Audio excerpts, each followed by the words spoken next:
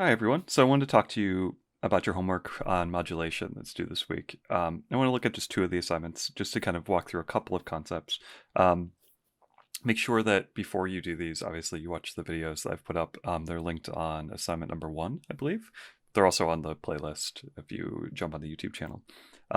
So starting with this one, this is actually the third one, I believe. I wanted to just zoom in, kind of walk you through a couple of the concepts here, just to make sure you're on the right track. You're going to analyze these, right?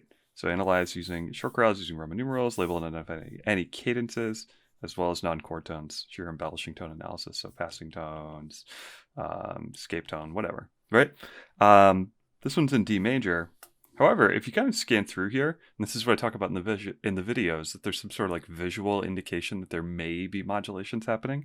You're scanning through and you're like, oh, there's some G sharps. Those might be like secondary dominants or something, right? Something that should pop into your mind when you're looking at modulations and trying to identify them visually before you listen to them is that the persistence of the accidentals is something that's very, very important. That there are these G sharps, but they never go away once they come in, right? We get to this cadence here, this little pause, and that there is a G sharp here, this one here, but there's no G naturals anywhere after the G sharp starts. So that is going to strongly indicate that you're changing keys, right? Down here, it's a little more murky, okay? This one's in G minor, and I'm just going to tell you it does not end in G minor. That doesn't mean that it changes to G minor at any point before the end, but it definitely, or changes from G minor at any point before the end, but it definitely ends in not the key of G minor. And a huge indication for that should be, well, there's a big pause on this thing that looks like a B flat major chord, and the chord right before it has an F natural in it. And what do you need for G minor? You absolutely need F sharp. So it is not in the key of G minor. So it definitely modulates, and the question is where. So again, the thing you want to be thinking about is like, okay, it is modulating to another key. What is that key, right? And then you want to back up and think, where can I pivot away from the key of G minor at some point? The thing that you want to look for, what is going to make this not sound like the key of G minor is the absence of that F sharp. So maybe you want to think, okay, cool, we're in a different key here. Let's see where the F sharps disappear, right? So where do they disappear? We had an F sharp here. This is still an F sharp, right? And you keep going and you're looking, and there. That's an F natural. Okay. You want to pivot around here. You have to, because otherwise it's just not going to make any sense. It's going to stop making sense in the key of G minor. So that said, what's really tricky about this one is you're going to modulate somewhere around in here, and then you're going to have chromatic chords still. Okay, so it's tricky. You're going to be in a new key, but then those chords that are in that new key are probably going to be like of X. And I'll tell you right now, this one, you don't have a label for. Okay, you do not have a label for that chord. Try to figure out what you think it could be. Okay, take a stab at it. It's pretty logical what it is, but it's not a chromatic chord that we have yet talked about, if that makes sense. It's not a 7 of 5 or a 5 of 5 or something like that. Okay, so that's for this one. This is down here, number 59, 39. I don't know what number that is. This one, this Baccarat, is probably the hardest thing you've analyzed so far in theory. And that's okay. It's just tricky, so give yourself some time. Cool. I'm remembering this time to erase everything because last time I didn't, and there were like scribbles all over your homework.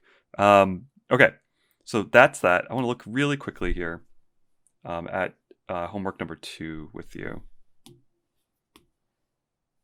Let's pull this up really quick. You have an analysis on the front. Make sure you listen to this Beethoven. It's really slow. So all of these, sort of like 30-second notes and stuff like that, you can just kind of ignore them, right? They're very embellishy. So don't get too caught up in the weeds of like, oh my gosh, what is the chord changing here or here? The chords are changing the chords should be indicated on the quarter notes. All this like fast stuff is really just like frosting and very embellishy. But it does modulate. So where does it modulate to, right? And that's the thought process. And how do you do that? In the back here, though, this is what I wanted to talk to you. So this is the opposite. It's not an analysis of a modulation. You're actually trying to write one. So the thought process here is just kind of look at this, right? You're going to part write some SATB at some point. This piece will modulate. Your partner has to modulate. At that point, I want you to use a pivot chord and a bracket and then add new correct Roman numerals below the given ones in your new key. So just look at it and kind of think about this, right? We're in the key of E minor, and this all looks fine, right? 1, 5, 6, 5, 1, 1, 6, 2 half diminished 6, 5, 5, 6, 5, 5. Ooh, that's pretty good. 5, 7, 1. And then you start seeing this 5, 7 of 3, 3, 6, 5, 7 of 3, 3.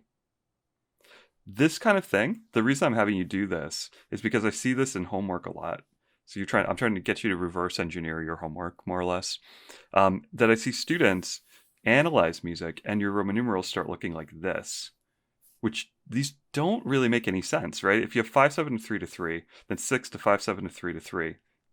This 3 is starting to not sound like 3 anymore. You have all these 5 of 3, 5 of 3. It's going to start to sound like 1. It's going to start to sound like home, right? And that means you want to modulate. So for this homework, that's what you're doing. You're trying to modulate to this key, okay? And you have to pick a place to do it. A logical place is probably here, but you can find a spot that makes sense to you. But you're going to pivot to that key, and then you're not going to have chromatic chords anymore. These are going to shift. And these Roman numerals, you're going to be writing new ones down here that make sense in the key you're pivoting to. Does that make sense? Just let me know if you want me to walk you through it again. You're not going to do a ton of this like part writing modulation stuff. You'll do a little on quizzes and things like that. But the whole point of it is to get you to look at these Roman numerals that I see students write when you're doing analysis that really just don't make sense. And to remind you that when you're analyzing something, if you get to a point where you're writing in all the Roman numerals and you start writing like very bizarre things like, you know, you've got all these like things that look like this for some reason, or I don't know, like you have all these major 2 chords or something, that should start making you question whether or not you're in the key you think you're in. Okay? That should start making like kind of raise alarm bells in your head that, hey, maybe we've changed keys. Okay? That's it. The other one, the first one's super easy. So, I think you'll be fine with that one. Just let me know if you have any questions, and happy to chat and walk you through anything again if you need help.